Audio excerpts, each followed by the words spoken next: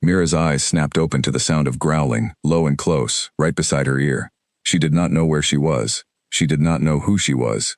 Her heart slammed against her ribs as she tried to sit up, and pain shot through her skull like a warning bell. The room around her was made of rough wood, lit by a single flickering lamp, and the air smelled of pine, smoke, and something wild she could not name. A woman stood over her, arms crossed, eyes narrowed with suspicion. She had sharp cheekbones and dark hair pulled back tightly, and she looked at Mira the way someone looks at a stray animal that wandered too close to the house. "She is awake," the woman called over her shoulder.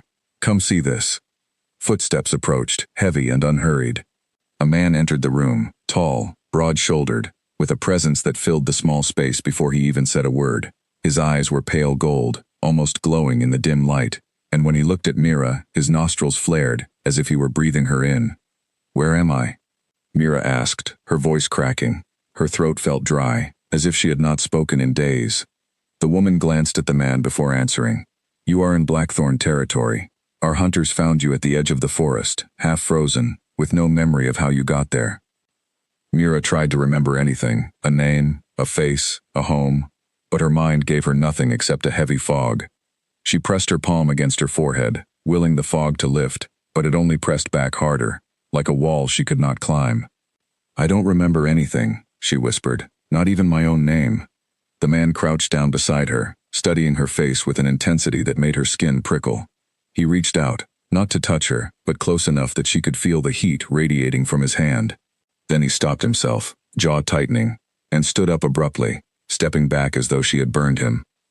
"Get her cleaned up and give her something to eat," he said to the woman, his voice rough. "We will figure out what she is later." "What she is?" Mira repeated, confused. "I'm a person. What else would I be?" Neither of them answered. The man turned and walked out without looking back, and the woman helped Mira to her feet, though her grip was firm rather than gentle, more duty than kindness. Mira soon learned that the world she had woken into was nothing like the one she must have known before, though she could not remember what that world had looked like. This was a world of wolves, of pack laws, of ranks that decided everything from where you slept to whether people even bothered to speak to you. And the moment the pack elders looked her over, sniffed the air around her, and found nothing, no wolf, no shift, no strength, they gave her the lowest title there was, Omega. She learned the word from a boy barely older than a teenager who was assigned to show her where she would sleep. His name was Callum, and he had kind eyes but nervous hands, like he was always waiting to be scolded. "Omegas do the work nobody else wants to do," he explained as he led her down a narrow hallway in the pack lodge. "Cooking, cleaning, hauling firewood. We don't get much say in things. It's just how it works here." "That doesn't seem fair," Mira said. Callum shrugged, though his shoulders looked tense. "Fair or not, that's pack life. You learn to keep your head down. It's safer that way." He showed her to a small room at the end of the hall, barely large enough for a cot and a wooden chest. It was cold, and the window did not close all the way, letting in a thin whistle of wind. Still, it was shelter, and after everything, Mira was grateful just to have four walls around her. That night, unable to sleep, she sat by the window and looked out at the dark tree line, watching shapes move between the trunks, some on 2 legs, some on 4. The pack outside seemed alive even at this late hour, patrolling, hunting, existing in a rhythm she did not understand.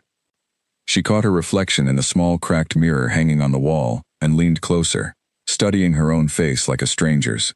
Tired eyes, pale skin, hair a mess from sleep and fear, and then she saw it.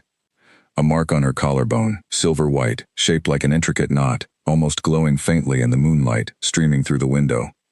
She touched it, and a strange warmth spread from her fingertips, gentle and electric, like it was responding to her touch. She had no idea what it meant, or how long it had been there. It did not look like a scar. It looked deliberate, like something drawn by careful hands, or burned in with intention.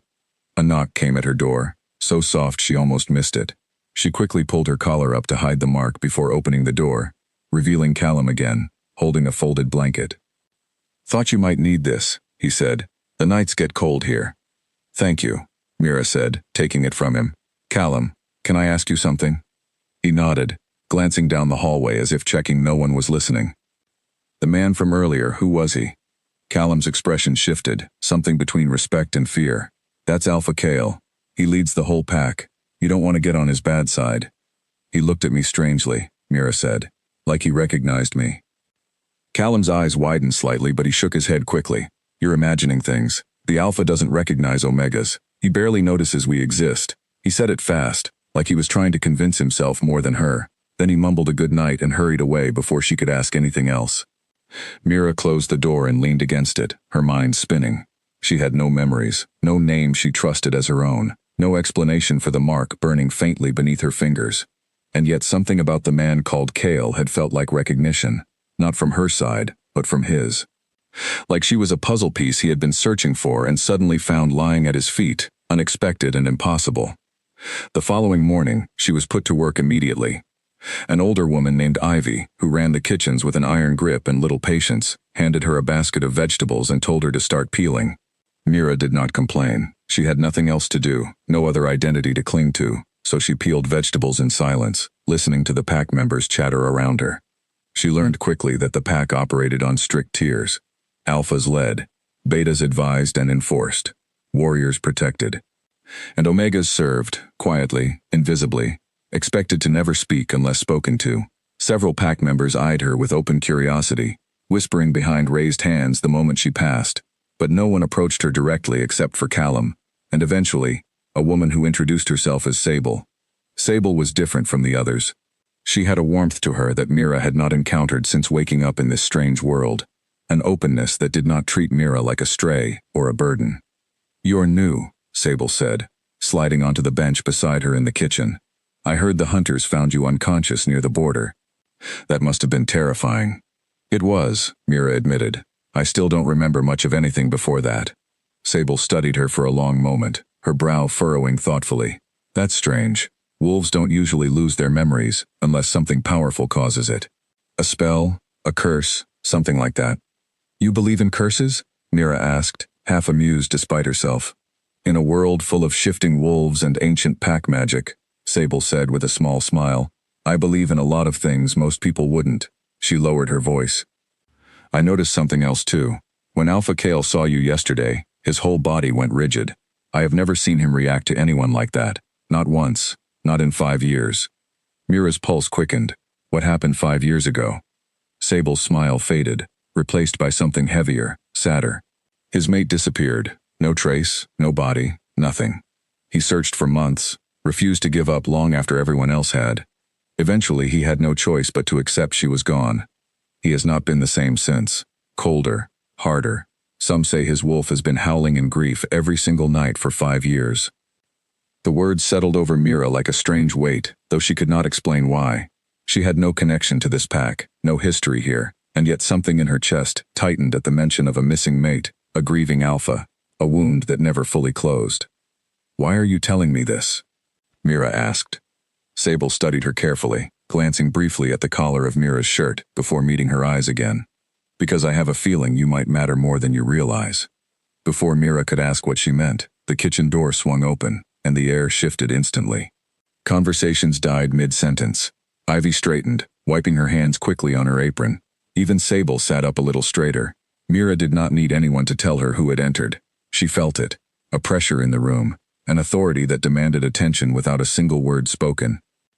Cale stood in the doorway, his gaze sweeping across the kitchen before landing, inevitably, on Mira.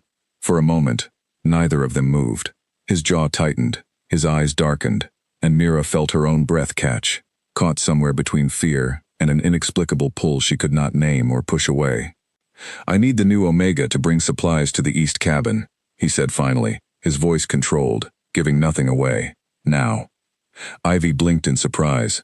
Errands like that were usually given to seasoned pack members, not someone who had arrived less than a day ago with no memory and no wolf of her own. But no one questioned the alpha. Ivy simply nodded and gestured for Mira to follow him. Mira set down the vegetable she had been peeling, wiped her hands, and stood, aware of every eye in the kitchen watching her walk toward the door where Cale waited. As she passed him, his eyes flicked to her collarbone for the briefest moment, the exact spot where her mark rested hidden beneath her shirt, and something flashed across his face, gone before she could name it. Confusion. Recognition. Longing. He turned and walked ahead without another word, expecting her to follow, and Mira, with no better option and a strange, unshakable curiosity pulling her forward, did exactly that. They walked in silence through the pack lodge, past wary glances and hushed whispers, out into the crisp morning air where the forest stretched endlessly in every direction. The trees here were tall and ancient, their branches weaving together to form a canopy that let only slivers of sunlight through. Mira wrapped her arms around herself against the cold, struggling to keep pace with Kale's long, deliberate strides. "You do not have to walk so fast," she said finally, breaking the silence. "I don't exactly know my way around." Kale slowed slightly, though he did not look back at her. "You should be more careful with your words around here," he said. "Omegas do not usually speak to alphas unless given permission." "I did not know that rule existed until you just told me," Mira replied, unable to hide the edge in her voice. Something about his coldness bothered her more than it should have, given they were strangers. He finally glanced sideways at her, something unreadable flickering behind his pale gold eyes. "You are not afraid of me." "Should I be?" "Most are."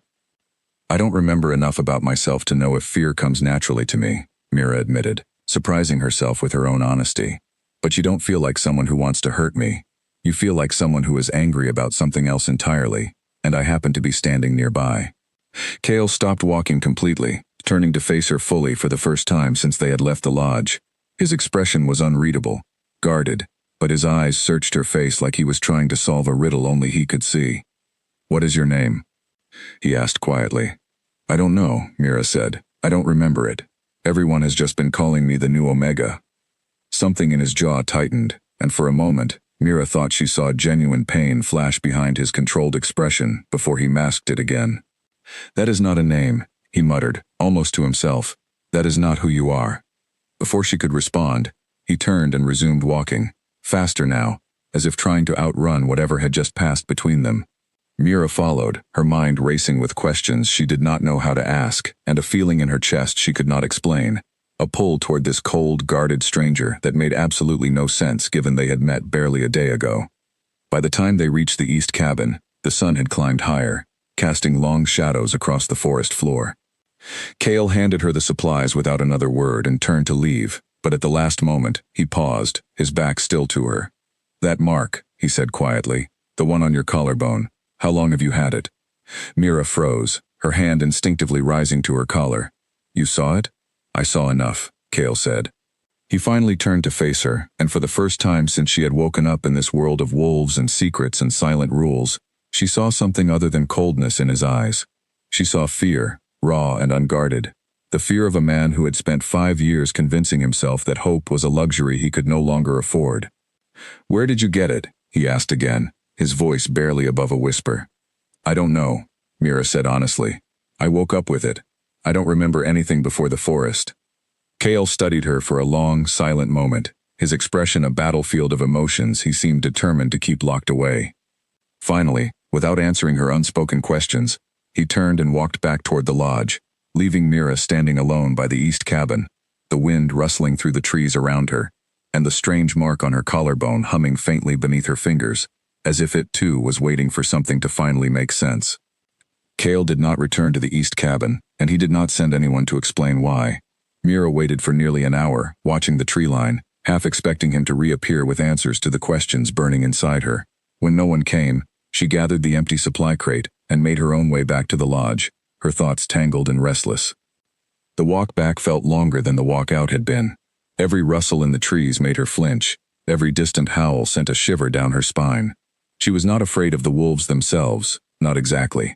She was afraid of not knowing which of them might be dangerous, and which might simply be curious. In a world with no memory to guide her, everything felt like a threat disguised as normal life. When she reached the lodge, Sable was waiting near the entrance, arms crossed, an expression of concern etched across her face.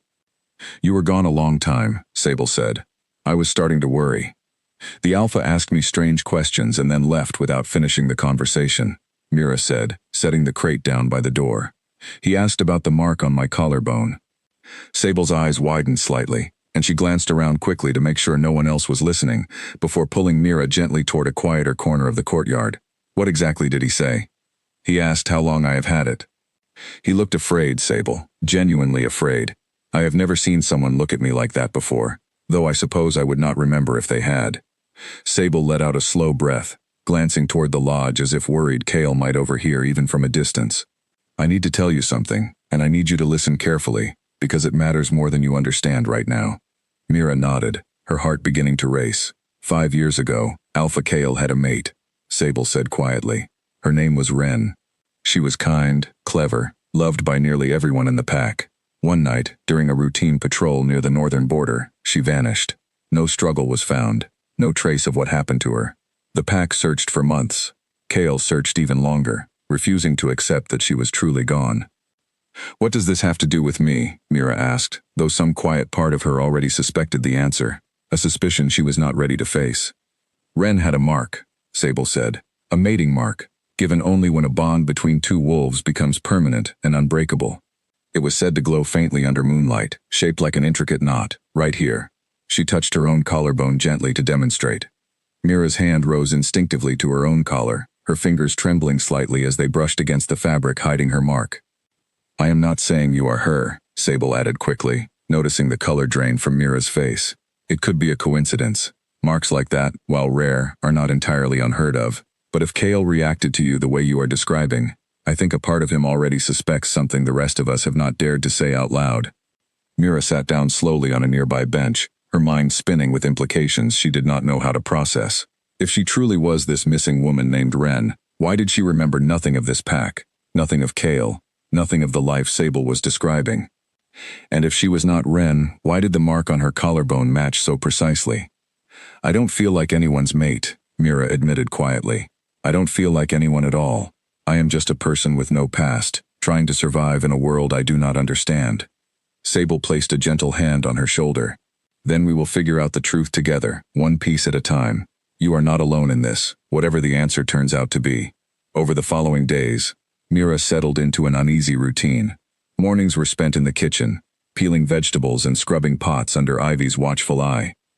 Afternoons often involved errands around the lodge, carrying firewood, delivering messages, tasks considered beneath the pack's higher ranks but necessary all the same. Evenings, she spent mostly alone in her small room, staring at the mark on her collarbone in the cracked mirror, willing her memories to return. They did not return easily, but fragments began to surface, unbidden and disorienting. A flash of moonlight filtering through dense trees, the feeling of running, fast and free, wind rushing past her face. A pair of hands, warm and careful, guiding her through darkness. A low, familiar laugh that made her chest ache with a longing she could not explain. She mentioned these fragments to no one except Sable, afraid that speaking them aloud to the wrong person might bring consequences she was not prepared for. Sable listened patiently each time, her expression growing more thoughtful with every new fragment Mira described. These sound like real memories trying to break through, Sable said one evening, as they sat together near the edge of the training grounds, watching warriors spar in the distance. Not dreams, not imagination. Something is blocking them, but they are still there, waiting. What could block memories like that? Mira asked. Old pack magic, Sable said carefully, used only in desperate or unusual circumstances. If someone wanted to hide you, truly hide you, taking your memories would be one way to make sure you never found your way back on your own. The thought sent a chill through Mira that had nothing to do with the cool evening air. Why would anyone want to hide me? I do not even know who I am. That, Sable said grimly, is exactly the question we need answered. Meanwhile, Kale's behavior around the lodge had shifted in ways the pack could not ignore, though no one dared comment on it directly, at least not within earshot of him. He found reasons to walk past the kitchens more often than his duties required.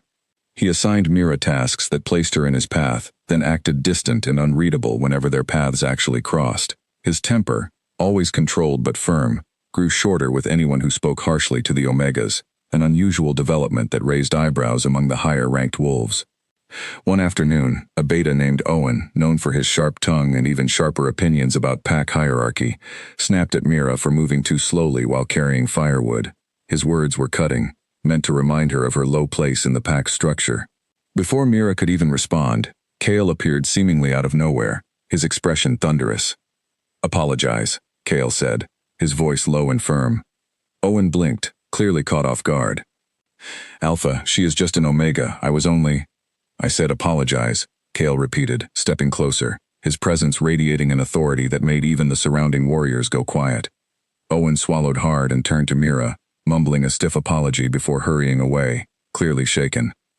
Mira stood frozen, firewood still balanced in her arms, staring at Kale with wide, confused eyes.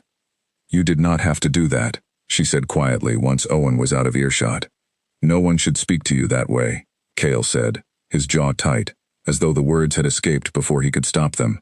He looked almost startled by his own reaction, and for a moment, the mask of controlled authority slipped, revealing something rawer underneath, confusion mixed with a hope he seemed determined to suppress. "Kale," Mira said softly, using his name without a title for the first time, testing the boundary carefully. "What is happening between us? I do not understand any of this." He looked at her for a long moment, his gaze searching her face as though trying to find someone else hidden beneath her features. "I do not understand it either," he admitted quietly. "I buried hope 5 years ago. I told myself it was the only way to keep leading this pack without breaking apart completely, and now you appear, with no memory, wearing a mark that should not exist unless—" He stopped himself abruptly, shaking his head as if trying to physically push the thought away. "Unless what?" Mira pressed gently. "Unless the impossible happened," Kale finished, his voice barely above a whisper, "and I am not ready to hope for something that might break me all over again if I am wrong." Before Mira could respond, a horn sounded in the distance, low and urgent, echoing through the trees surrounding the lodge. Kale's entire posture shifted instantly, alertness replacing vulnerability in the space of a single breath. "Stay here," he said firmly, already turning toward the sound. "Whatever happens, stay inside the lodge." "What is that sound?" Mira asked, fear creeping into her voice. "A warning," Kale said grimly. "Someone has crossed onto our territory without permission." He looked back at her one final time, something protective flashing behind his pale gold eyes. "I will find you again once this is handled. I promise you that." He turned and sprinted toward the tree line, his form shifting mid-stride, until a large gray wolf bounded through the underbrush where a man had been standing only seconds before. Mira stood rooted in place, firewood forgotten at her feet, staring after him with her heart pounding loudly in her chest. Sable appeared beside her moments later, breathless, having hurried from the training grounds at the sound of the horn. "That is the border warning," she said. "Someone unfamiliar has entered our lands. It does not happen often, and when it does, it is rarely good news." "Who would come here uninvited?" Mira asked, watching the tree line where Kale had disappeared. Sable's expression darkened, worry etched clearly across her features. "There are rival packs in the region who have never fully accepted Blackthorn's boundaries. Packs with old grudges, old scores they still wish to settle. If one of them has crossed onto our territory, it could mean trouble is finally catching up to us." They waited together near the lodge entrance, along with several other pack members who had gathered anxiously at the sound of the horn.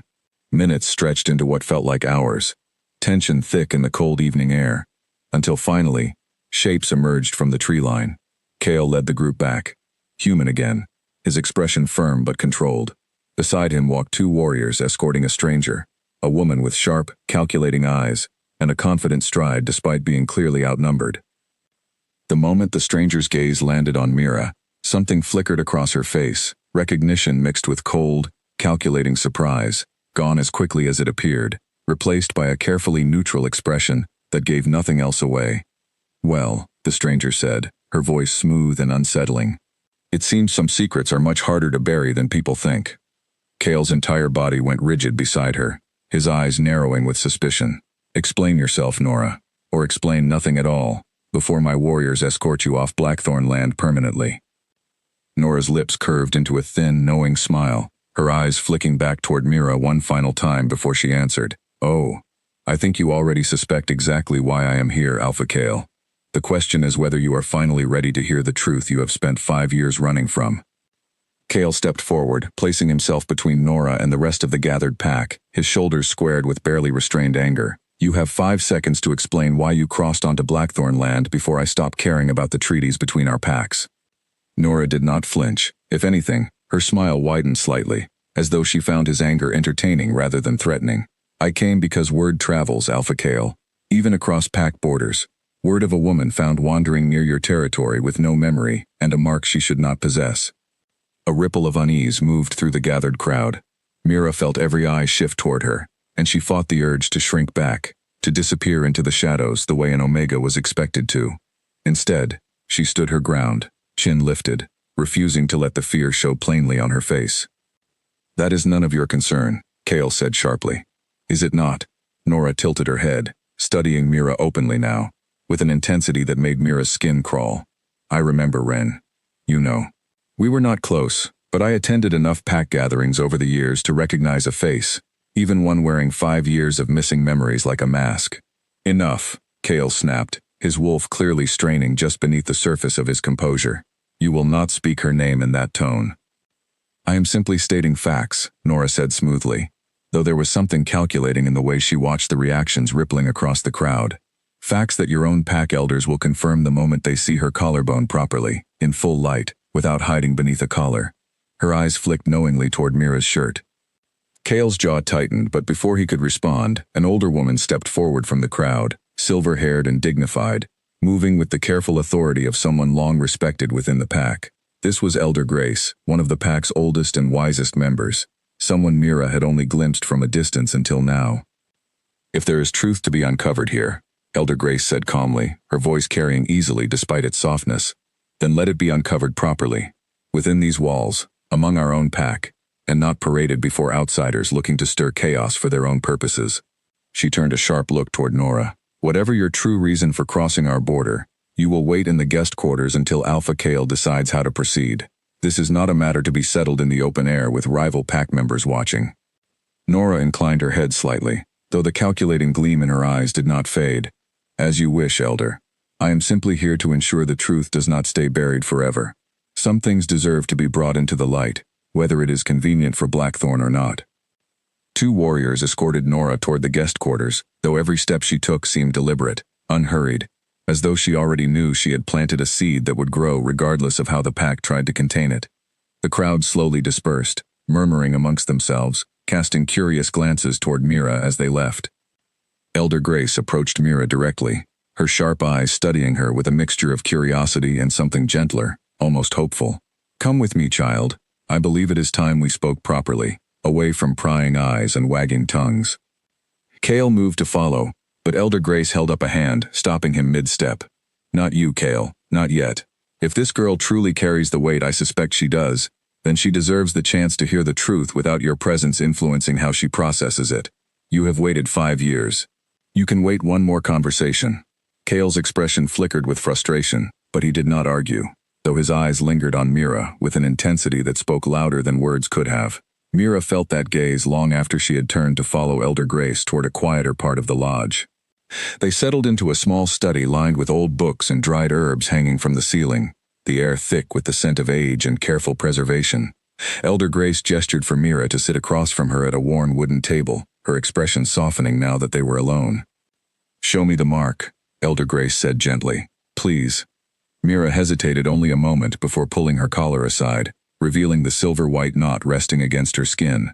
Elder Grace leaned forward, studying it closely, her weathered fingers hovering just above the mark without quite touching it. I have seen this before, Elder Grace murmured, mostly to herself. Many years ago, when I was young and still learning the old ways of our pack's traditions, a mating mark, given only when 2 wolves bond so completely that their connection becomes something the universe itself recognizes and seals. She looked up at Mira, her eyes glistening slightly with unshed emotion. This is Ren's mark. I would recognize it anywhere. I helped prepare the ceremony myself, all those years ago, when Kale and Ren bonded beneath a full moon. Mira's chest tightened, a strange mixture of fear and longing swirling together inside her. But I don't remember any of that. I don't remember Kale, or this pack, or a ceremony beneath the moon. If I truly am this woman, why does none of it feel familiar? Memory can be taken, Elder Grace said carefully. Through means most in this pack would consider forbidden, cruel, and dangerous. If someone wished to separate you from Kale permanently, erasing your memories while leaving your body and your mark intact would ensure you never willingly returned, because you would have no reason to. Who would do such a thing? Mira asked, her voice trembling slightly. And why? Elder Grace's expression darkened, old worry lines deepening across her forehead. There are packs who have long resented Blackthorn's strength, who understand that an alpha, weakened by grief, is an alpha vulnerable to challenge and conquest. If someone wanted to cripple Kale without engaging him directly in combat, removing his mate, his source of strength and stability, would accomplish exactly that. The pieces began settling into place inside Mira's mind, though the picture they formed left her feeling more unsettled rather than less. You think Nora's pack was involved somehow? I think. Elder Grace said carefully, "that her sudden appearance, immediately following your arrival, is far too convenient to be coincidence. Whether she was directly responsible or merely aware of what happened, I cannot say for certain. But I do not trust her intentions, and neither should you." Mira sat back, overwhelmed by the weight of everything she had just learned. 5 years of a grieving alpha, a pack destabilized by uncertainty, a rival faction possibly responsible for erasing her entire past and identity.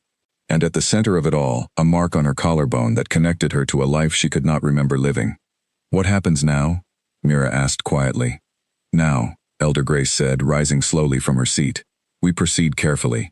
I will speak with Kale, explain what I have confirmed, though I suspect he already senses the truth in his bones, whether his mind wishes to accept it or not.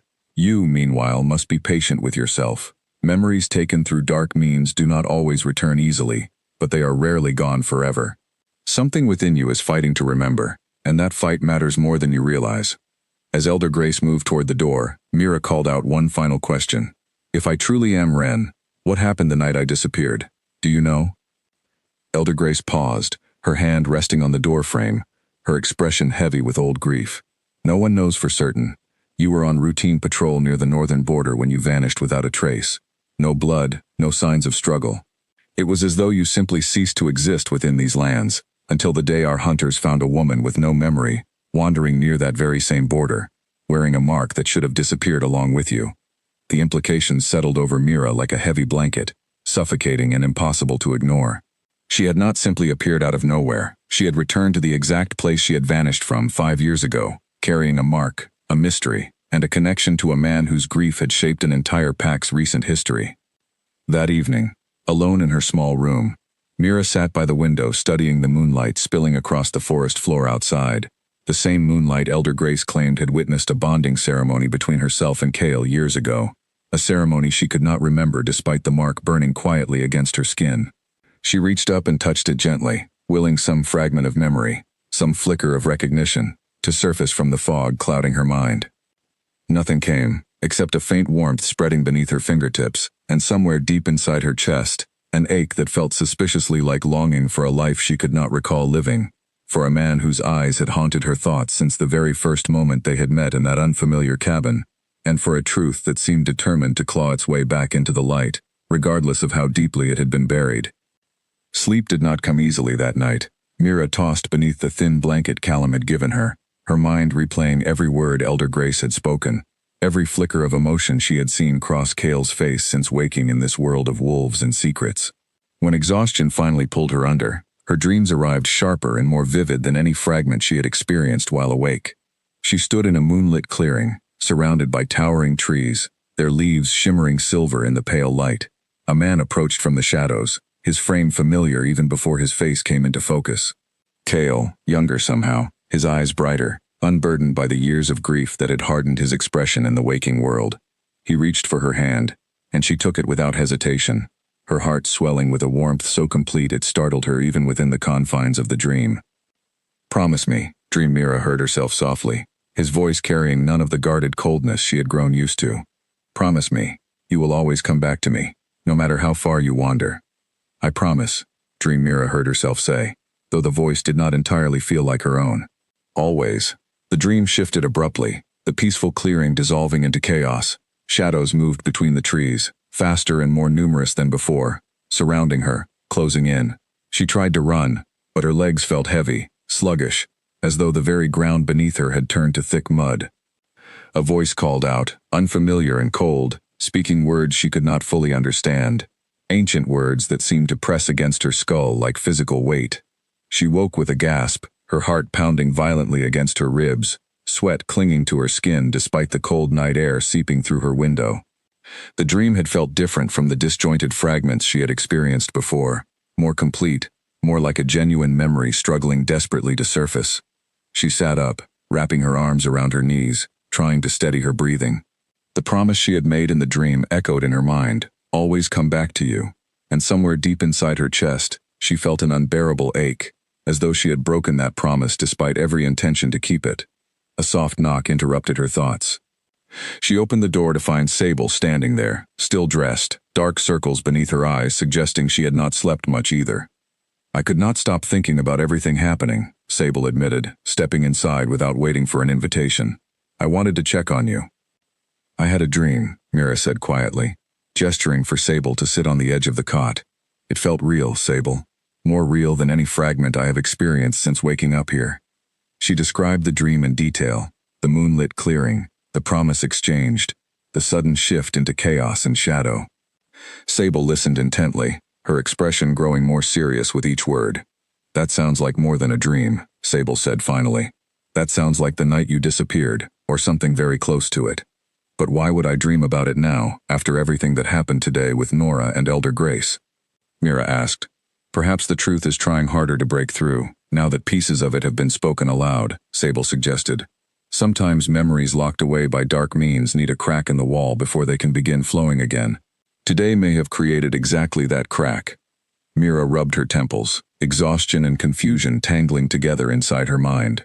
I don't know what frightens me more, Sable, not remembering my past, or slowly remembering pieces of a life that ended in something clearly terrible. Sable reached over and squeezed her hand gently. Whatever happened that night, you survived it.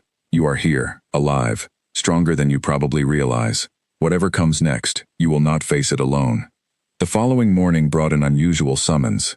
Rather than being assigned kitchen duties, Mira was called to Elder Grace's study once more, this time to find Kale already present, standing near the window with his arms crossed, his expression carefully neutral in a way that told Mira he was working hard to keep his emotions contained.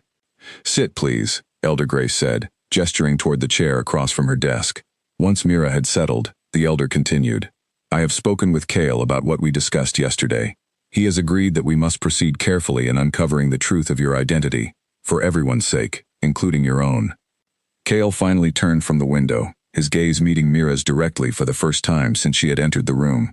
I owe you an explanation, he said quietly, for my behavior since you arrived, for the coldness, the confusion, the way I have handled things poorly. Mira remained silent, sensing he needed the space to continue without interruption. 5 years ago, I lost the person who meant more to me than anything in this world, Kale continued, his voice steady, despite the visible effort it seemed to require. I searched for months, refusing to believe she was truly gone, until eventually, the pack needed its alpha to lead again, to stop chasing ghosts and start functioning as a leader should. I buried my grief because I had no other choice. I told myself hope was a weakness I could no longer afford.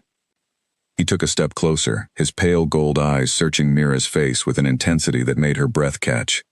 And then you appeared, wearing her mark, carrying fragments of memories that sound exactly like moments I lived through myself. I do not know how to reconcile the man who buried his hope 5 years ago with the man standing here now, desperately wanting to believe the impossible has somehow become true. I had a dream last night, Mira said softly, deciding the moment called for honesty rather than caution. A moonlit clearing, a promise to always come back to you, no matter how far I wandered, and then shadows, chaos, a voice, speaking words I could not understand. Kale's entire body went rigid, color draining slightly from his face. That clearing, he said, his voice hoarse. I know that place. It is where Ren and I would meet privately, away from pack duties, away from responsibilities. It was our place, known only to the two of us. I have never seen that clearing while awake, Mira said. I would have no way of knowing it existed unless the memory truly belongs to me. Elder Grace watched the exchange carefully, her expression thoughtful. This confirms what I already suspected, though confirmation does not solve the larger mystery. We still do not know precisely what happened that night, who took your memories, or why they chose to erase rather than eliminate you entirely. Perhaps, Kale said slowly, working through the thought as he spoke it aloud. Eliminating her was never the intention. Perhaps someone wanted her alive, hidden, unable to return to me, weakening me through grief rather than risking direct conflict that could unite packs against them in retaliation. Nora's pack, Mira said quietly, the pieces clicking together in her mind. Kale's jaw tightened. It would explain her sudden appearance immediately following your arrival. If her pack was somehow involved, either directly or through knowledge of what happened, her presence here now could be an attempt to control the situation before the truth fully surfaces. Then we must be careful, Elder Grace warned. If her pack orchestrated this 5 years ago, and if they sense their plan unraveling, they may act to prevent the truth from coming out entirely, one way or another. The weight of that warning hung heavily in the room. Mira felt a chill crawl across her skin, unrelated to the temperature, as she considered the implications. If someone had gone through such extreme measures to separate her from Kale and erase her memory entirely, they would not simply allow her to reclaim her identity without a fight. "What do we do now?" Mira asked, looking between Kale and Elder Grace. "We proceed cautiously," Elder Grace said.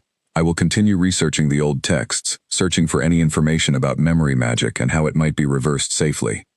Kale, you must maintain composure before the pack, at least until we have more concrete answers. And you," she said, turning to Mira, "must continue paying close attention to any memories or fragments that surface, no matter how small or strange they seem." Kale stepped closer to Mira before she rose to leave, his expression softening in a way she had not yet witnessed from him. "Whatever the truth turns out to be," he said quietly, "know that I am grateful you are here, alive, safe. Whatever happened that night, however it unfolds from here, I will not let anything harm you again." Mira felt the sincerity in his words settle over her like warmth spreading through cold limbs, and despite the uncertainty clouding everything else in her life, she found herself believing him completely, an instinct she could not fully explain but chose not to question. As she left the study and made her way back toward the kitchens, her mind buzzing with everything she had learned, she failed to notice the figure watching from a shadowed hallway nearby, dark eyes narrowed with calculation, already sending word through secret channels that the situation at Blackthorn was progressing faster than anticipated, and that intervention would soon become necessary to prevent the truth from fully unraveling their carefully constructed plans.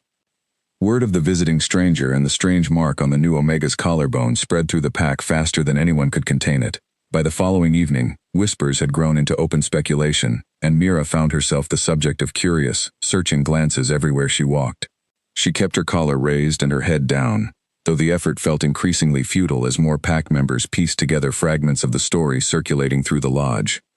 Elder Grace had called for a formal gathering that evening, insisting that transparency, however uncomfortable, would serve the pack better than allowing rumors to fester unchecked. Mira stood nervously near the edge of the great hall as pack members filed in, filling the wooden benches until every seat was occupied and latecomers stood along the walls. Kale stood at the front of the hall, composed but visibly tense, Elder Grace beside him, her expression calm despite the weight of what was about to unfold. Nora sat near the back, flanked by the two warriors assigned to watch her, her expression carefully neutral, though her eyes tracked every movement in the room with calculating precision. "I have called this gathering," Elder Grace began, her voice carrying easily through the hushed hall, "because our pack deserves honesty rather than whispered rumors. 5 years ago, we lost someone dear to all of us. Ren, mate to Alpha Kale, vanished from our lands without explanation, leaving grief and unanswered questions in her wake." A murmur rippled through the crowd, old wounds resurfacing at the mention of her name. "Recently," Elder Grace continued, "a woman was found near the very border where Ren disappeared, carrying no memory of her past, yet bearing a mark I have confirmed matches the mating bond shared between Ren and our Alpha." Every eye in the room turned toward Mira, and she felt her pulse quicken beneath the weight of their collective attention. She fought the instinct to shrink back, forcing herself to stand tall despite the fear clawing at her chest. "I understand this raises many questions," Elder Grace continued. "Questions about how such a thing is possible, about what happened 5 years ago, and about what this means for our pack moving forward.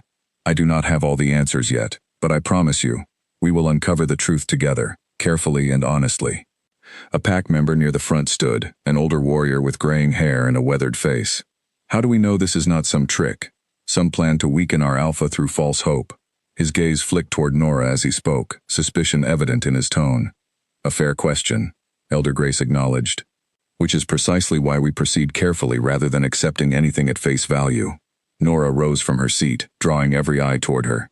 "If I may speak," she said smoothly, "I came here because I believed the pack deserved to know what I had heard, regarding a woman matching Ren's description found near your borders. I had no intention of causing chaos, merely of ensuring the truth reached those who deserve to know it." "And how exactly did you hear such specific details?" Kale said, his voice cutting through the hall with barely restrained suspicion. "Unless your pack has known something about Ren's disappearance all along." The hall fell utterly silent, every gaze shifting between Kale and Nora, the tension so thick it felt almost physical. Nora's composure flickered, just barely, before she recovered it. "Rumors travel between packs, Alpha Kale, regardless of borders. I heard whispers, nothing more, and felt compelled to investigate, given the potential significance. Whispers from where, precisely? Kale pressed, stepping closer. Before Nora could answer, a commotion erupted near the entrance of the hall. A warrior burst through the doors, breathless, his expression urgent. Alpha, we have spotted unfamiliar wolves near the northern border, moving in numbers larger than any routine patrol. Kale's entire demeanor shifted instantly, the personal tension of the moment replaced by sharp, focused alertness. How many? At least a dozen, possibly more, the warrior reported. They are not crossing yet, but they are watching, positioned as though waiting for something. Kale's eyes flicked toward Nora, understanding dawning sharply across his features. Waiting for you to signal them, perhaps. Nora's expression finally cracked, just slightly, revealing something colder and more calculating beneath her earlier composure. I do not control what my pack chooses to do, Alpha Kale. I came here alone, in good faith. Good faith, Kale repeated, his voice dropping to something dangerously quiet. You crossed my borders uninvited, revealed knowledge you should not possess regarding a woman who disappeared 5 years ago, and now unfamiliar wolves gather at my northern border the very same evening. Explain to me how any of that qualifies as good faith. The hall had erupted into anxious murmuring, pack members glancing nervously between each other, their earlier curiosity about Mira's identity now overshadowed by the more immediate threat of a possible confrontation looming at their borders. Elder Grace raised her hands, calling for order. This gathering is adjourned. Warriors, prepare defensive positions immediately. Kale, we need to speak privately, now. The hall emptied quickly, pack members hurrying toward their assigned duties, fear and adrenaline replacing the earlier atmosphere of curious speculation. Sable found Mira amid the chaos, gripping her arm firmly. Come with me, Sable said urgently. It is not safe for you to be out in the open right now, especially if this truly is connected to whatever happened 5 years ago. They hurried through the lodge's corridors, the sound of warriors mobilizing echoing around them, shouted commands and hurried footsteps creating a chaotic symphony of preparation. Sable led Mira toward a small interior room, away from windows and exterior walls, insisting she remain there until the immediate threat had been assessed. Why would they gather now, tonight, immediately after Nora's presence was exposed as suspicious? Mira asked, pacing anxiously across the small room. Because whatever plan they set in motion 5 years ago is unraveling faster than they anticipated, Sable said grimly. If their entire strategy depended on keeping you hidden and Kale weakened by grief, then your presence here, and the pack's growing awareness of the truth, threatens everything they work to achieve. So they came to finish what they started, Mira whispered, the realization settling over her like ice water. Sable did not answer immediately, her silence confirming the fear Mira had already voiced. Outside, the sounds of the pack's mobilization continued, warriors calling to each other as they positioned themselves along the northern perimeter, the tension in the air so thick it felt as though the entire forest itself was holding its breath, waiting to see whether the fragile peace maintained for 5 years would finally shatter completely. Kale appeared briefly at the doorway sometime later, his expression fierce and focused, the warrior beneath the composed Alpha finally surfacing fully. The wolves at the border have not advanced, but they have not retreated either. We believe they are waiting for a signal, likely from Nora, though she continues denying any coordinated involvement. What will you do? Mira asked, rising to meet him. I will not allow them to threaten my pack, or you, without answering for what they did 5 years ago, Kale said, his voice hard with determination. But I also will not act recklessly and risk lives based on suspicion alone. We will maintain our defenses, watch their movements carefully, and wait for them to reveal their true intentions before responding. He stepped closer, his expression softening slightly as he studied Mira's worried face. Stay here, with Sable, where you are safest. I promise I will return once the immediate situation is under control. Before he turned to leave, Mira reached out, catching his hand briefly. Kale, whatever happens tonight, please be careful. Something flickered behind his pale gold eyes, warmth mixed with fierce protectiveness. I intend to be. I have already lost you once. Even if I could not remember losing you clearly enough to grieve properly, I do not intend to lose anything else that matters to me now. He squeezed her hand briefly before releasing it and disappearing back into the chaos unfolding throughout the lodge, leaving Mira standing with Sable in the small quiet room, both of them straining to hear any sound that might indicate whether the night would end peacefully or explode into the confrontation that had clearly been building since the moment Nora first crossed onto Blackthorn territory. The hours crawled by with agonizing slowness. Mira sat with Sable in the small interior room, straining to catch any sound that might reveal what was happening at the northern border. Occasionally, footsteps thundered past outside, warriors moving with purpose, their voices low and urgent, though Mira could not make out enough words to understand the situation clearly. "This waiting is unbearable," Mira finally said, unable to sit still any longer.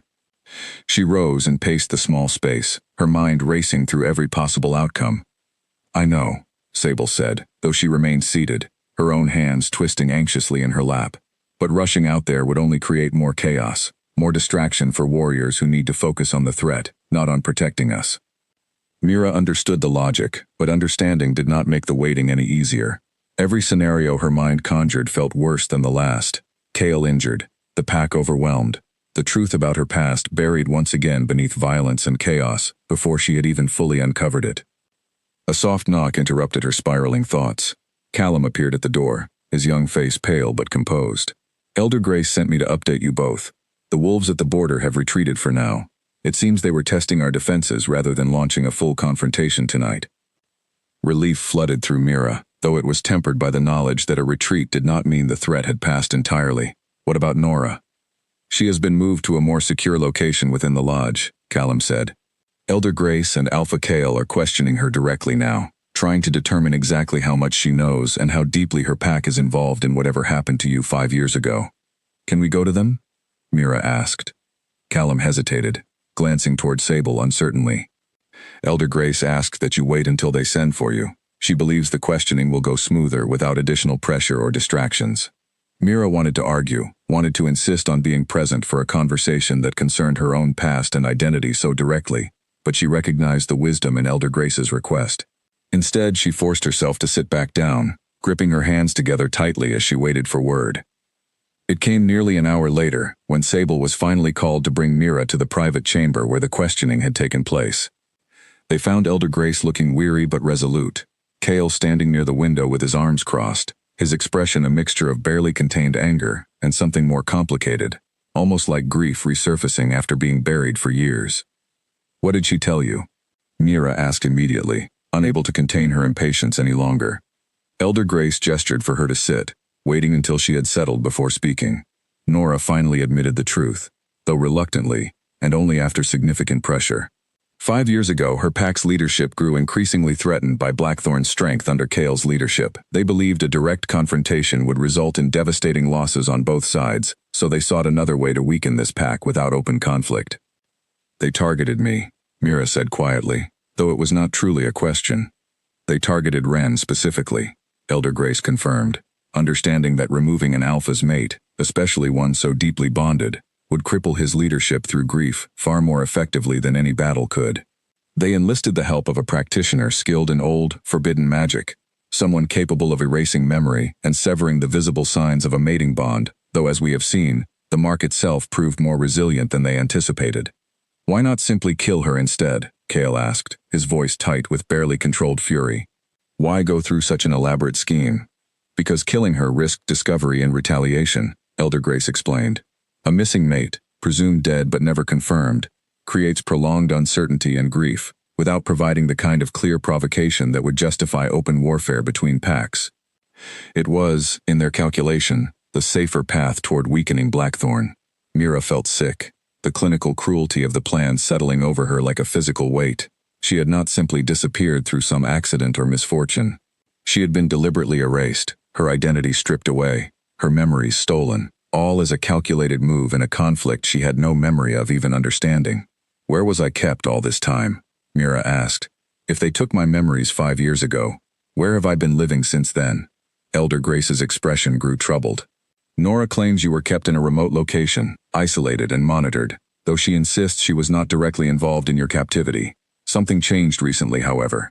Their control over the memory magic weakened, likely due to the natural strength of your bond with Kale reasserting itself over time. You began remembering fragments, becoming increasingly difficult to contain, until you eventually escaped and wandered toward the one place your instincts still recognized, the border of Blackthorn territory itself." The pieces clicked together with painful clarity. She had not randomly appeared near Blackthorn's border by coincidence. Some deep, unbreakable part of her, resistant even to powerful magic, had guided her back toward the only place that had ever truly felt like home, even without conscious memory to explain why. "And the wolves gathered at the border tonight?" Kale asked. "What was their purpose?" Nora believes they came to reclaim you, Elder Grace said, looking directly at Mira now, before the truth could fully surface and unite Blackthorn in retaliation against her pack. When their attempt to breach the border failed, they retreated, likely to regroup and reconsider their approach. This is not over then, Cale said grimly. No, Elder Grace agreed. If anything, tonight's failed attempt likely makes them more desperate, not less. We must prepare for further attempts, potentially more aggressive ones, especially now that they understand their original plan has begun unraveling. Mira sat in stunned silence, processing the full weight of everything she had just learned. She was not simply a woman with amnesia who happened to bear a striking resemblance to a missing alpha's mate. She was Ren, deliberately erased and hidden away as a weapon against the very pack that had once been her home, and the man standing across the room, his expression a careful mask over years of buried grief, was truly her mate, bonded to her in a way 5 years of forced separation had not managed to fully sever. I want to remember, Mira said suddenly, her voice firmer than she expected. I want my memories back, completely. Not just fragments and dreams. I need to understand what happened to me, who I truly am, before we can properly face whatever comes next. Elder Grace studied her carefully. Restoring stolen memories through magical means carries risk, especially when the original spell was cast by a skilled and possibly still active practitioner. It is not a simple process, and I cannot guarantee complete success or predict exactly how your mind might react. I don't care about the risk, Mira said, surprising even herself with the fierce determination in her voice. I have spent days feeling like a stranger in my own life, caught between fragments I cannot fully trust, and a present I do not completely understand. I would rather face whatever risk exists than continue living in this fog. Cale crossed the room, kneeling slightly beside her chair so their eyes met directly. Are you certain? Whatever we discover, whatever memories return, I will support you completely. But this choice must be yours alone, not influenced by my hope or anyone else's expectations. Mira met his gaze steadily, feeling something settle firmly within her chest, a resolve she had not fully recognized until this exact moment. I am certain. I want to remember everything, Cale. I want to remember you, us, whatever we were before someone tried to erase it all. Elder Grace nodded slowly, understanding and respect evident in her expression. Then we will begin preparing the ritual immediately. It will require gathering certain herbs and materials, along with waiting for the proper alignment beneath tomorrow's moon. In the meantime, we must also strengthen our defenses, in case Nora's pack attempts another approach before we are ready. As the meeting concluded and preparations began churning into motion throughout the lodge, Mira felt a strange mixture of fear and anticipation settling over her. Tomorrow night, she would attempt to reclaim everything that had been stolen from her, her memories, her identity, her connection to the man whose eyes held 5 years of buried grief and cautious, desperate hope. Whatever the ritual revealed, she understood there would be no turning back afterward, no comfortable fog to retreat into if the truth proved too painful to bear. But she was done living as a stranger inside her own life. Tomorrow night, she intended to become whole again, whatever the cost. The following day passed in a blur of careful preparation. Elder Grace spent hours gathering rare herbs from the surrounding forest, along with old texts pulled from locked chests that had not been opened in decades. Sable stayed close to Mira throughout the day, offering quiet reassurance whenever the anxiety threatened to overwhelm her. What exactly happens during a memory restoration ritual? Mira asked, watching Elder Grace arrange small bundles of dried herbs across the study table. It varies depending on the nature of the original spell used to suppress the memories, Elder Grace explained without looking up from her careful preparations. In your case, since the magic was designed to work alongside a mating bond rather than against it, we can use the strength of that bond itself as an anchor, a guide to help your mind find its way back to what was taken. Will it hurt? Mira asked, unable to keep the vulnerability from her voice. Elder Grace finally looked up, her expression gentle despite the seriousness of the topic. Emotional pain, almost certainly. Memories held back by force often return with the full weight of whatever emotions were suppressed alongside them. Physical pain I cannot guarantee will be entirely absent, though I will do everything within my knowledge to minimize any risk to your body. Mira nodded, steeling herself for whatever discomfort lay ahead. She had made her decision, and she intended to see it through, regardless of the cost. Cale found her later that afternoon, sitting alone near the edge of the training grounds, watching warriors continue their vigilant patrols along the perimeter. He settled beside her without a word at first, simply sharing the quiet moment before finally speaking. I need to tell you something, he said, before tonight. in case the ritual changes things between us in ways neither of us can predict. Mira turned to face him fully, sensing the weight behind his words. These past few days, getting to know you as Mira, without the burden of memories or expectations, has shown me something I had forgotten during 5 years of grief, Cale continued, his voice steady but carrying an undercurrent of raw honesty. I fell in love with your kindness, your courage, your refusal to simply accept the role others tried forcing upon you here. Whether tonight reveals you fully as Ren, or whether some part of who you have become as Mira remains separate and distinct, I want you to know that both versions of you matter to me completely. Mira felt tears prick at the corners of her eyes, moved by the vulnerability in his admission. Cale, I have felt something building between us since the very first moment we met, something I could not fully explain given how little I understood about my own past. Whatever tonight reveals, I do not think it will erase what has grown between us here, in this present moment, regardless of what memories return. He reached for her hand, holding it gently, his thumb tracing careful circles across her knuckles. Whatever happens tonight, I will be right beside you throughout the entire process. You will not face this alone. As evening approached, the pack gathered near a clearing deep within the forest, the same moonlit clearing Mira had glimpsed within her dream, the private meeting place shared between Cale and Ren before everything had been stolen away. Elder Grace arranged the herbs carefully in a circle, murmuring ancient words as she worked, the air growing thick with the scent of burning sage and something older, wilder, harder to name. Mira knelt within the circle as instructed, Cale positioned directly across from her, close enough that their joined hands rested at the circle's center. Elder Grace continued her careful preparations, sprinkling powdered herbs around the circle's edge while chanting words in a language Mira did not recognize but somehow felt echoing familiarly within her chest. Close your eyes, Elder Grace instructed gently. Focus on Cale's presence, the warmth of his hands holding yours. Let that connection guide you back toward whatever has been hidden. Mira closed her eyes, focusing entirely on the steady warmth of Cale's hands, the gentle rhythm of his breathing, audible even amid the growing intensity of Elder Grace's chanting.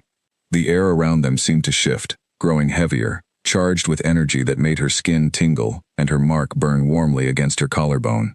Images began flooding through her mind, faster and more vivid than any fragment she had experienced before. She saw herself running through moonlit forests, laughing freely, Cale beside her, both of them shifted into wolf form, chasing each other through the underbrush with joyful abandon. She saw pack gatherings, warm and welcoming, herself standing proudly beside Cale as his mate, respected and loved by those around her. Then the images shifted, darker and more frightening. She saw herself on patrol near the northern border, alone, when shadows emerged from the trees, moving with coordinated purpose. She felt fear grip her chest as unfamiliar wolves surrounded her, cutting off any escape route. She remembered fighting, desperately trying to break free, until a sharp pain exploded across her mind, and everything went dark. The memories continued flooding forward, disjointed but increasingly clear, waking in an unfamiliar location, confined and monitored, unable to remember why she felt so certain something important had been stolen from her. Years passing in a haze of confusion and forced compliance, until something within her finally cracked, some instinct too strong to fully suppress, driving her to escape and wander blindly toward the one place her heart still recognized as home. Mira gasped, her eyes flying open, tears streaming freely down her face, as the full weight of restored memory settled over her completely. She looked at Cale, really looked at him, seeing not just the guarded alpha she had met days ago, but the man she had loved completely, the mate she had promised to always return to, regardless of how far she wandered. Cale, she whispered, his name carrying entirely different weight now that she remembered everything they had shared together. Ren, he breathed, emotion overwhelming his carefully controlled composure completely. You remember. Everything, she confirmed, fresh tears spilling down her cheeks. I remember our clearing, our promises, the night I was taken. I remember loving you, Cale, completely, and without reservation.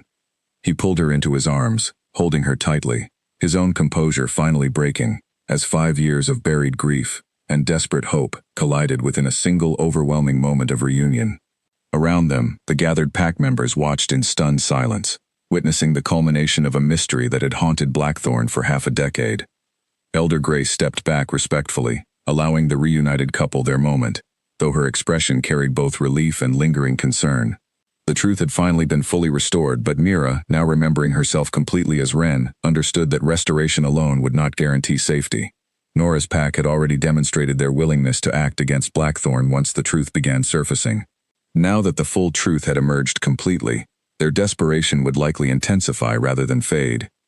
"We have our answers," Ren said finally, pulling back slightly to meet Kale's eyes directly, determination replacing the earlier overwhelming emotion. "Now we must decide what to do about the pack that stole 5 years of our lives together." Kale's expression hardened, protective fury replacing the raw vulnerability of moments before. "We will not allow them to threaten what we have reclaimed tonight. Whatever comes next, we face it together, fully, as we were always meant to."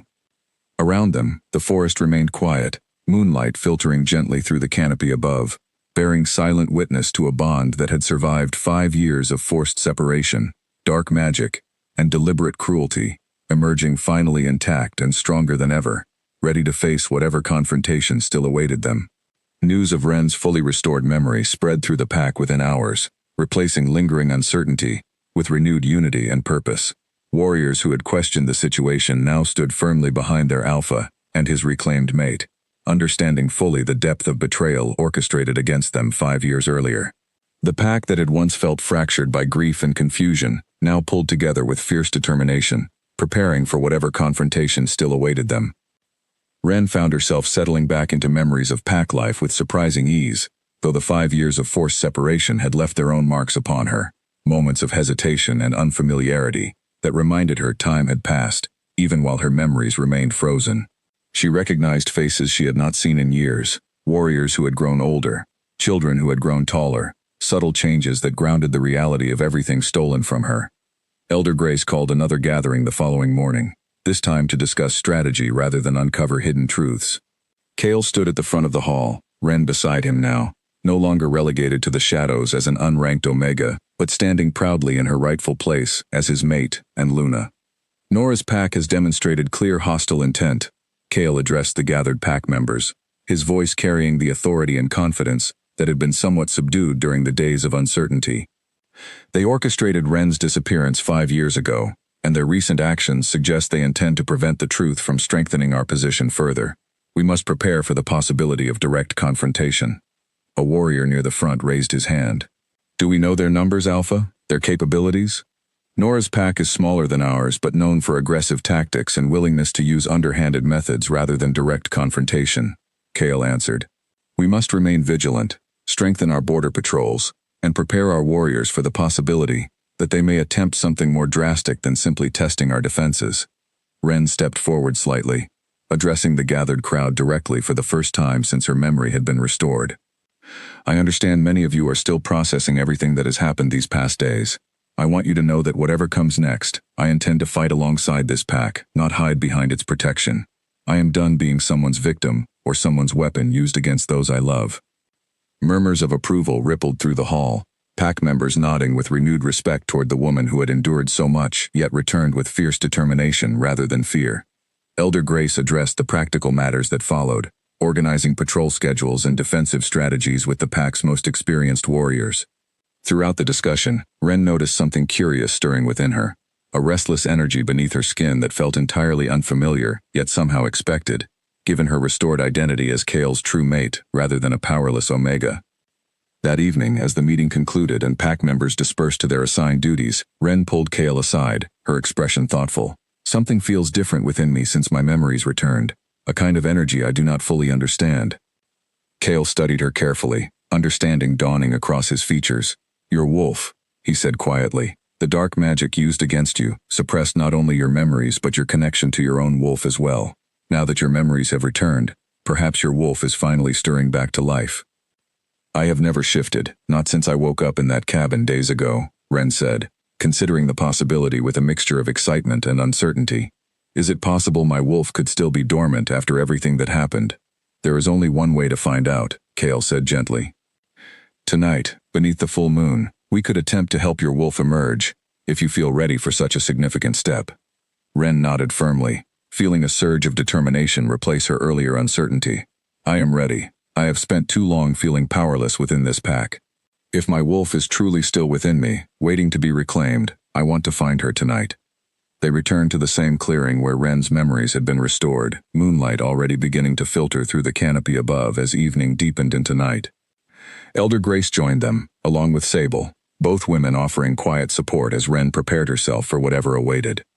"Close your eyes," Elder Grace instructed gently, much as she had during the memory restoration ritual. "Focus on the moonlight, the ancient rhythm connecting every wolf within this pack to something larger than ourselves. Your wolf has been dormant, suppressed by forces working against your very nature, but she has not disappeared entirely. She is waiting, just as your memories waited, for the chance to reclaim what belongs to her." Ren closed her eyes, focusing on the moonlight washing over her skin, the familiar presence of Kale standing protectively nearby, the ancient rhythm Elder Grace described pulsing faintly somewhere deep within her chest.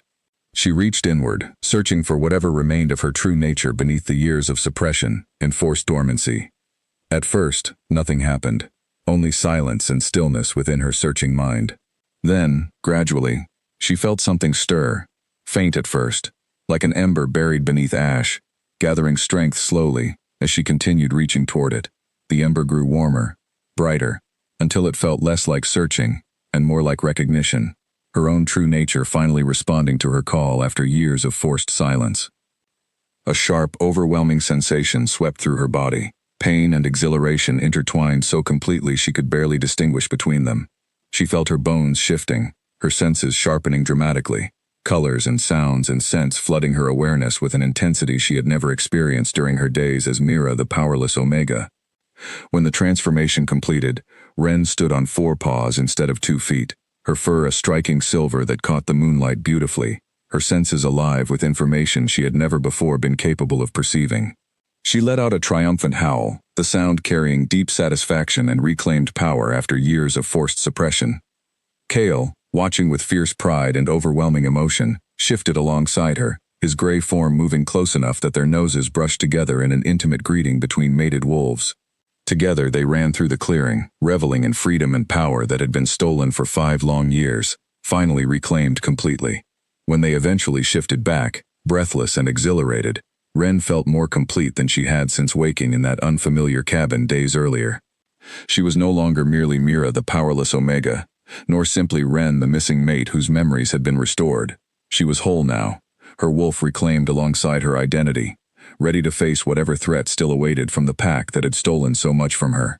"We should return to the lodge," Elder Grace suggested gently, though her expression carried clear satisfaction at witnessing Ren's successful reclamation of her true nature. "Word of your restored wolf will spread quickly, and I suspect it will strengthen morale throughout the pack considerably." As they walked back together, Ren felt Kale's hand find hers, their fingers intertwining naturally, comfortably, as though 5 years of separation had never truly severed the deep connection between them. "Tomorrow," Kale said quietly, "we will need to decide how to respond to Nora's pack directly. They will not simply retreat and abandon their plans after everything that has happened." "Then let them come," Ren said firmly, new confidence radiating through her voice. "I am no longer the powerless mate they stole and hid away 5 years ago. Whatever they intend, they will find Blackthorn prepared, and they will find me ready to fight for everything they tried to take from us." Kale squeezed her hand gently, pride and love evident in his expression despite the serious conversation. "Together then. Whatever comes next, we face it as we were always meant to, side by side." They continued walking back toward the lodge beneath the bright, watchful moon, unaware that even as they celebrated Ren's reclaimed power, Nora's pack had already begun mobilizing their forces more seriously, understanding that their carefully orchestrated plan from 5 years earlier had completely unraveled, and that only decisive, immediate action could prevent Blackthorn from emerging from this confrontation stronger and more united than ever before. 3 days passed with unsettling quiet along the northern border, patrols reporting no further sightings of unfamiliar wolves, no additional attempts to breach Blackthorn's defenses. Rather than bringing comfort, the stillness only deepened the pack's collective unease, everyone sensing that Nora's pack was regrouping rather than retreating entirely. Ren spent those days training alongside the pack's warriors, relearning skills her body remembered instinctively despite years of forced dormancy. Her wolf form grew more familiar with each session, her confidence building steadily as she reconnected fully with the strength and agility that had once made her a respected member of Blackthorn's ranks. "You are adjusting remarkably well," Sable commented one afternoon, watching Ren spar with one of the pack's more experienced warriors, holding her own with impressive skill despite years away from active training. "It feels like remembering something my body never truly forgot," Even when my mind could not access it, Ren said, catching her breath after a particularly demanding exchange. Like my wolf was simply waiting patiently beneath the surface, ready to reclaim everything the moment given the chance.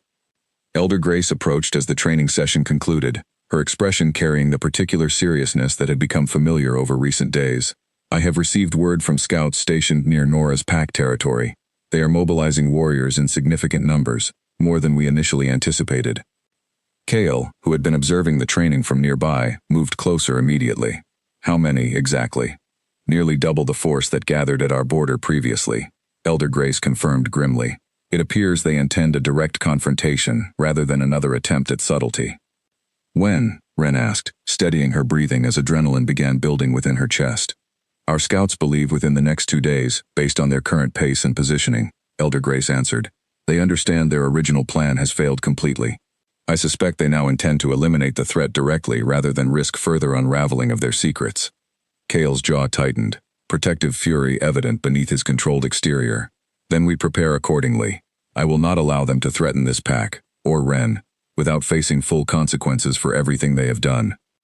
The following hours transformed into intense preparation throughout Blackthorn's territory. Warriors sharpened their skills, strategized defensive positions, and coordinated communication systems designed to respond quickly should Nora's pack attempt their anticipated assault. Ren found herself deeply involved in these preparations, her restored memories providing valuable insight into Blackthorn's traditional defensive strategies from before her disappearance. You know our northern terrain better than most of our current warriors, Kale observed, watching her mark strategic positions across a hand-drawn map spread across the study table. 5 years may have passed, but your instincts remain remarkably sharp. I want to be useful, Ren said firmly. I refuse to hide within the lodge while this pack fights a battle that exists entirely because of what was done to me. This confrontation is as much mine to face as anyone else's. Kale studied her for a long moment, clearly torn between protective instinct and respect for her determination. I understand your need to fight for what was stolen from you. Just promise me you will remain cautious, that you will not take unnecessary risks simply to prove something to yourself or to others. I promise to fight smart, Ren said, meeting his gaze steadily. But I will fight, Kale. This is not a battle I intend to sit out. He nodded slowly, accepting her determination even as concern remained evident in his expression.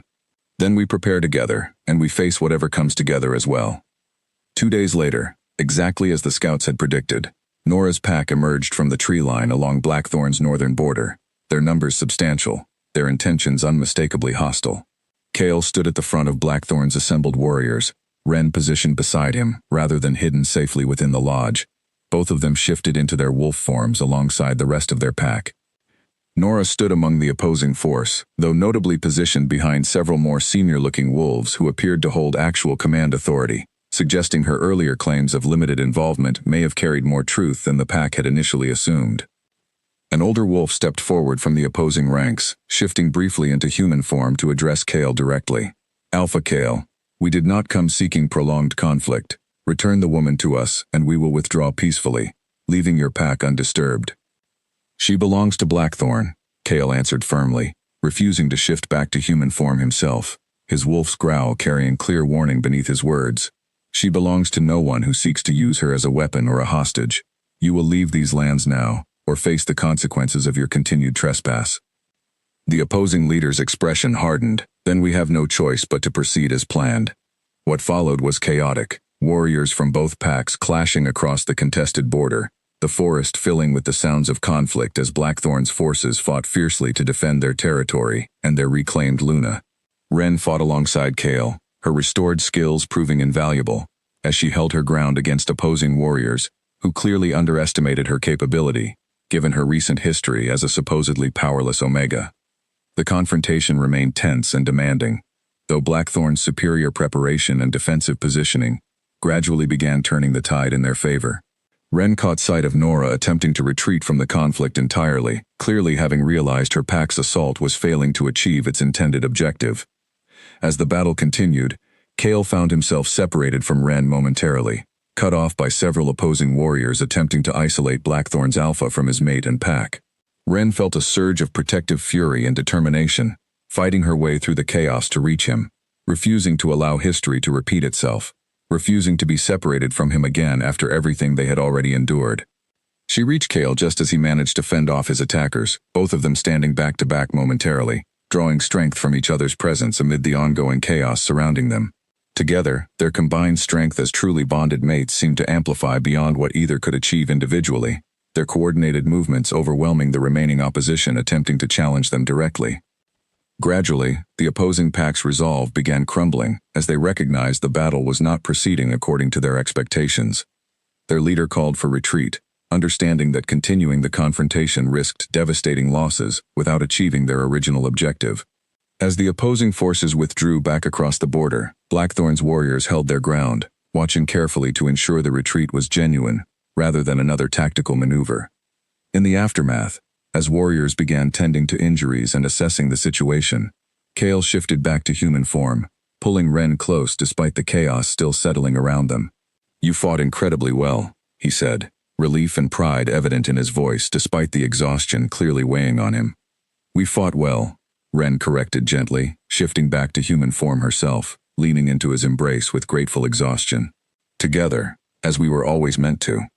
Elder Grace approached as the immediate chaos began settling, her expression carrying cautious relief. "The threat has been repelled for now, though we should not assume this concludes matters entirely. We must remain vigilant in the coming days, ensuring they do not attempt another approach once they have regrouped. They will not find us unprepared again," Kale said firmly, his arm remaining protectively around Ren as they surveyed the aftermath of the confrontation together. "Whatever they attempt next, Blackthorn stands united and ready, stronger now than we have been in the 5 years since Ren's disappearance." Ren looked around at the pack members working together to tend wounds and restore order following the battle, feeling a profound sense of belonging and purpose she had been denied for far too long. She was no longer the powerless Omega who had woken confused and afraid in an unfamiliar cabin. She was Ren, true mate to Blackthorn's Alpha, her memory and her wolf both fully reclaimed, standing proudly among a pack that had fought fiercely to protect what rightfully belonged to them all along.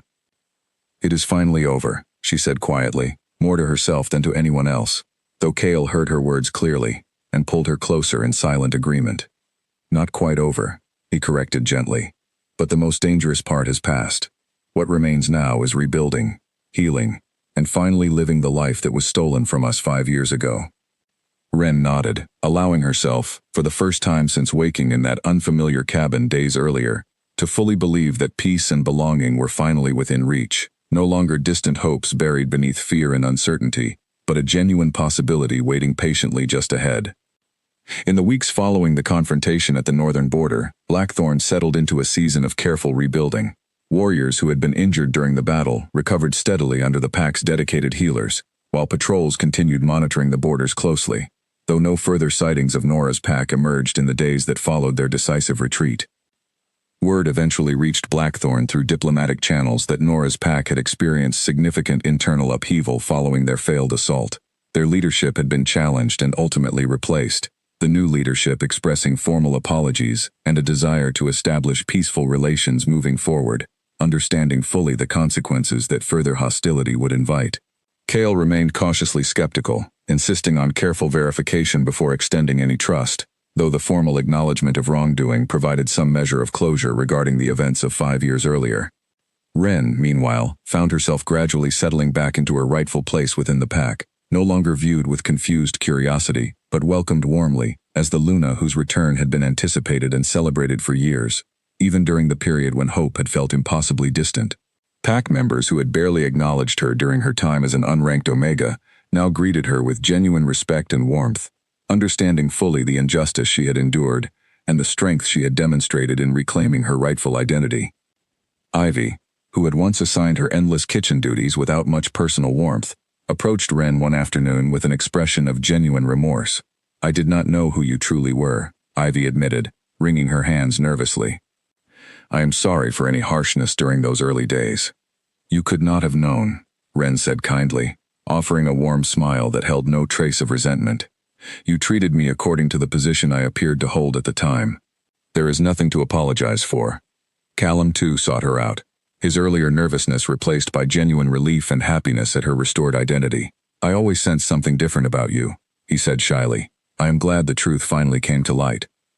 Sable remained one of her closest companions throughout the transition, their friendship having been forged during the uncertain days following Ren's initial arrival, a bond that continued strengthening even after her memories and rightful position had been fully restored.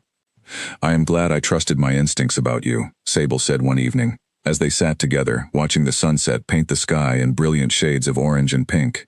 "Something told me from the very beginning that you mattered more than anyone initially realized." "Your friendship meant everything to me during those confusing days," Ren said sincerely. "I will never forget how you treated me with kindness when I had absolutely nothing to offer in return." As weeks turned into a couple of months, Kale and Ren's relationship deepened further, the foundation of their original bond strengthened by everything they had endured and overcome together. The pack celebrated their reunion formally with a ceremony beneath the full moon, echoing the original bonding ceremony from years earlier, though this time surrounded by a pack that fully understood and appreciated the significance of what had been reclaimed. Elder Grace presided over the ceremony, her expression carrying deep satisfaction at witnessing the culmination of a mystery she had worked tirelessly to help unravel. 5 years ago, she addressed the gathered pack, we lost something precious to deception and cruelty. Tonight, we celebrate not merely a reunion, but a triumph of unbreakable bonds over even the darkest attempts to sever them. Kale took Ren's hands beneath the moonlight, his expression carrying none of the guarded coldness that had defined him during those first uncertain days of her return. 5 years ago, I made you a promise beneath this very moon, he said, his voice steady with emotion. I promised to always find my way back to you, regardless of distance or circumstance. Tonight, I renew that promise, knowing now exactly how far that commitment can truly extend. And I promise to always come back to you, Ren said, tears of joy rather than fear glistening in her eyes now. Even when dark forces tried to erase that promise entirely, some part of me never stopped fighting to keep it. The pack erupted into celebration following their renewed vows, warriors and elders alike joining in genuine happiness at witnessing their alpha finally reclaim the peace and joy that had been stolen from him for so long. Music and laughter filled the clearing long into the night, a stark and welcome contrast to the fear and uncertainty that had defined recent weeks. Later, as the celebration wound down and pack members began drifting back toward the lodge, Kale and Ren remained in their private clearing, the same moonlit space where memories had been restored, where her wolf had reawakened, where promises made years earlier had finally been fulfilled completely. "Do you ever think about those days when you knew me only as Mira?" Kale asked softly, pulling her close as they sat together beneath the star-filled sky. "Sometimes," Ren admitted honestly. "Those days taught me something important. Even amid all the confusion and fear, they taught me that even without memory, even stripped of my identity and my rank within this pack, some part of me still recognized where I truly belonged. Some part of me still recognized you." Kale pressed a gentle kiss against her forehead, his arms tightening protectively around her. "I am grateful for whatever instinct guided you back to me, even through years of stolen memory and forced separation. I do not know what I would have done had you never found your way home." "I will always find my way back to you," Ren said firmly, echoing the promise that had somehow survived even the darkest magic used against them. "Nothing, not distance, not deception, not even the loss of my own memory, could ever truly sever what exists between us." They remained together beneath the moonlight for a long while, simply enjoying the peace and belonging that had felt impossibly distant during those first confusing days when Ren had woken as an unranked Omega, unaware that she carried the mark of an Alpha's lost mate, unaware that her entire identity and purpose waited patiently to be reclaimed. In the months that followed, Blackthorn Pack flourished under Kale and Ren's combined leadership, stronger and more united than ever before, their bond serving as a testament to the fact that even the most calculated cruelty could not permanently sever a connection built on genuine, unbreakable love. The pack that had once whispered nervously about a mysterious Omega with a strange mark now spoke proudly of their Luna, whose courage and resilience had ultimately strengthened the very pack that dark forces had once sought to weaken through her disappearance. And those scars remained, both physical and emotional, reminders of everything endured across 5 long years of separation and deception. Ren found herself grateful, rather than bitter, for the journey that had led her back to where she truly belonged. She had woken as an unranked Omega, unaware of her true identity, unaware of the mark she carried, or the man whose grief had shaped an entire pack's recent history. But she had emerged from that confusion and uncertainty as exactly who she was always meant to be. Ren, true Luna of Blackthorn, mate to Alpha Kale, her identity and her power fully and completely reclaimed at last.